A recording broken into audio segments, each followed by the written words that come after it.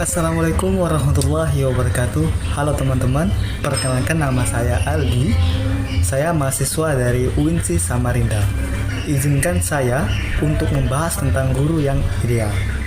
Sebelum saya membahas materi tersebut, tak lupa saya panjatkan puja dan puji syukur kita terhadap Allah Subhanahu wa taala yang telah memberikan rahmat dan topik hidayahnya kepada kita semua sehingga kita bisa beraktivitas seperti biasa. Kemudian tak lupa kita aturkan selawat serta salam kepada junjungan kita Nabi besar Muhammad SAW beserta keluarga beliau hingga akhir zaman.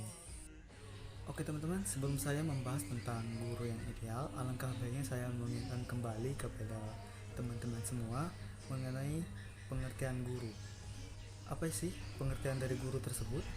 Secara umum, guru adalah seorang tenaga pendidik profesional yang mendidik, mengajarkan suatu ilmu, membimbing, melatih, memberikan penilaian, serta melakukan evaluasi kepada peserta didik. Kemudian, apa sih definisi dari guru tersebut? Definisinya adalah seseorang yang telah mengabdikan dirinya untuk mengajarkan suatu ilmu, mendidik, mengarahkan, dan melatih muridnya agar memahami ilmu pengetahuan yang diajarkannya tersebut. Dalam hal ini, guru tidak hanya mengajarkan pendidikan formal, tapi juga pendidikan lainnya, dan bisa menjadi sosok yang diteladani oleh para muridnya.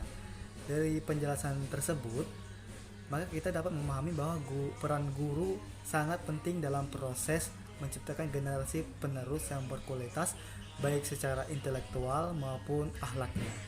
Oke teman-teman, di sini saya akan langsung menjelaskan mengenai apa itu guru yang ideal.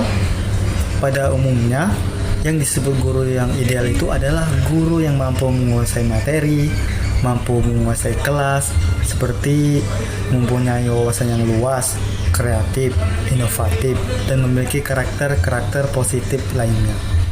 Lantas, apa ada kompetensi-kompetensi yang harus dimiliki oleh seorang guru untuk menjadi guru yang ideal? Nah, jawabannya ada teman-teman. Nah, yang pertama kompetensi pedagogik, kedua kompetensi kepribadian, yang ketiga kompetensi sosial, yang keempat kompetensi profesional. Nah, dari keempat kompetensi tadi, saya akan menjelaskan masing-masing makna dari keempat kompetensi tersebut. Yaitu yang pertama, kompetensi pedagogik. Kompetensi pedagogik adalah kemampuan atau keterampilan guru yang bisa mengelola suatu proses pembelajaran atau interaksi belajar mengajar dengan peserta didik. Kemudian, gimana sih cara penerapan kompetensi pedagogik dalam pembelajaran? Yaitu salah satu contohnya ialah berkomunikasi secara efektif, empatik, dan santun dengan peserta didik. Nah, itu dia salah satu contoh penerapan dari kompetensi pedagogik. Nah, selanjutnya saya akan membahas tentang makna dari kompetensi kepribadian. Kompetensi kepribadian ini berkaitan dengan karakter personal. Ada indikator yang mencerminkan kepribadian positif seorang guru, yaitu antara lain seperti supel, sabar, disiplin, jujur, rendah hati, berwibawa, santun, empati, ikhlas, berhalak mulia, bertindak sesuai norma sosial dan hukum, dan lain sebagainya, masih banyak lagi.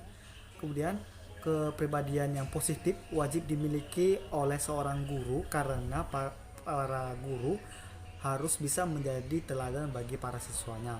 Selain itu, guru juga harus mampu mendidik para siswanya supaya memiliki attitude yang baik. Nah, kemudian salah satu penerapan dari kompetensi kepribadian tadi adalah menampilkan diri sebagai pribadi yang jujur, kemudian berakhlak mulia, serta menjadi teladan bagi peserta didik dan masyarakat. Nah, bisa dikatakan kompetensi kepribadian ini lebih mengarah pada adab atau sikap baik bagi seorang guru. Oke guys, selanjutnya kita akan membahas mengenai makna dari kompetensi sosial. Nah, apa sih kompetensi sosial tersebut? Seperti yang kita ketahui, bahwa arti sosial adalah berinteraksi antar sesama manusia Nah, jadi kompetensi sosial ini berkaitan dengan keterampilan komunikasi, kemudian bersikap dan berinteraksi secara umum, baik itu dengan peserta didik, sesama guru, tenaga kependidikan, kemudian orang tua siswa, hingga masyarakat secara luas. Kemudian salah satu contoh penerapannya ialah bertindak objektif serta tidak diskriminatif karena pertimbangan jenis kelamin, agama, ras, kondisi fisik, latar yang saya maksud ini latar belakang keluarga dan status sosial ekonomi. Intinya, kompetensi sosial ini lebih mengarah pada sikap yang adil dan tidak membeda-bedakan murid antara si A dengan si B, dan beranggapan bahwa semua murid itu sama, dalam artian sama-sama penuntut ilmu. Baiklah, kita sekarang akan membahas mengenai kompetensi yang terakhir, yaitu kompetensi profesional. Sebelum membahas makna langsung dari kompetensi profesional, tentunya kalian pasti tahu dong apa makna dari kata profesional.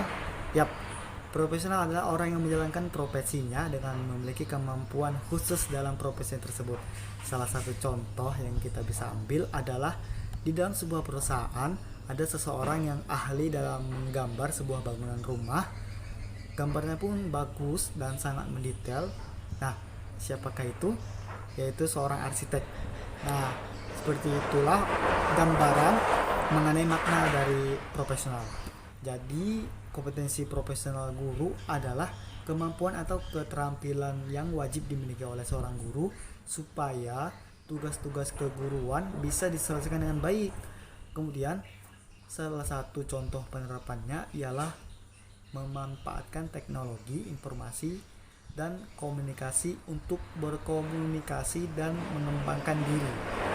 Nah, itulah penjelasan dari keempat kompetensi tersebut. Oke teman-teman, berakhirlah penjelasan dari saya mengenai guru yang ideal. Saya mohon maaf apabila banyak kekurangan dan salah kata dalam pengucapan karena saya masih dalam tahap belajar. Sekian, wassalamualaikum warahmatullahi wabarakatuh.